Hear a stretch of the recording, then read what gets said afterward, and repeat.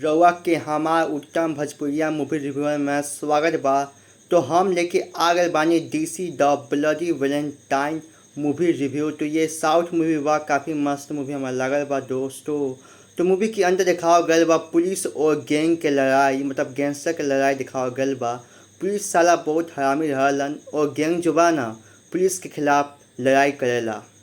तो मूवी के अंदर जो बा ना हीरो लोकेश कंगराज, उनका नाम रहे देवदास। तो जो देवदास रहलन वो लोगों का लड़ेलन, काफ़ी अच्छा उनका जो बा रोल रहे फिल्म के अंदर। लेकिन वो जो बा ना गैंगस्टर रहलन और वो एक काम करके बाहर जालन। तो उनका एक लड़की से मुलाकात होला, जो कि वो लड़की जो रह लिया वो बार में गाना गाव लिया। और जो मुलाकात होला तो उन लड़की के वो पसंद करे लगलन और धीरे धीरे उनका ओकरा से प्रेम हो जाएला। लेकिन वो लड़की बच ना पावलिया, ओकरा जो बा ना देवदास के मारला, लड़की के मारलन सन, जेकर वजह से देवदास के गुस्सा एकदम फूट जाला, बहुत ज़्यादा गुस्सा हो जालन। वो ठान लेलन कि बदला लेम हम। और लड़की जो बा ना मारे से पहले बतले रहे कि हमार एक और बहन रहे जो कि बचपन में ही भुला गए रहे। तो वो जो बहन हिया वो मिल जा लिया एक कोठा पे, मतलब एक बार में मिल जा लिया।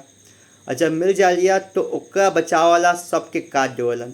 तो काफ़ी मज़ा आवेला देखे में मूवी के अंदर काफ़ी ज़्यादा ब्रूटलिटी बा, काफ़ी ज़्यादा मज़ा आप लोगों के आई देखे में। कहानी भी बहुत ही अच्छा बा, आप लोगों के सच में मज़ा आई।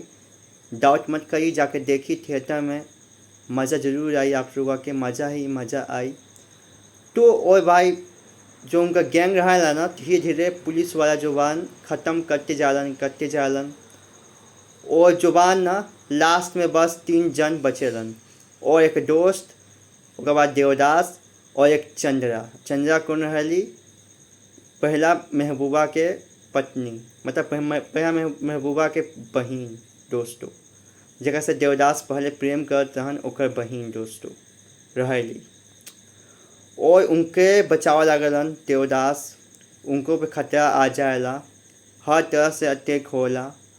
और एक बदमाश रहा जो कि देवदास के साथ ही रहला, ओकरो मार दिया जाएला। तो मूवी काफ़ी हमें अच्छा लागल। और लास्ट में जो पुलिस मरे रहे वो भी लास्ट में मरा जाएला। और देवदास जुबान ना अपन पिता से दूर रहलन, वो भी लास्ट में मिल लेलन, पिता से मुलाकात कर लेलन।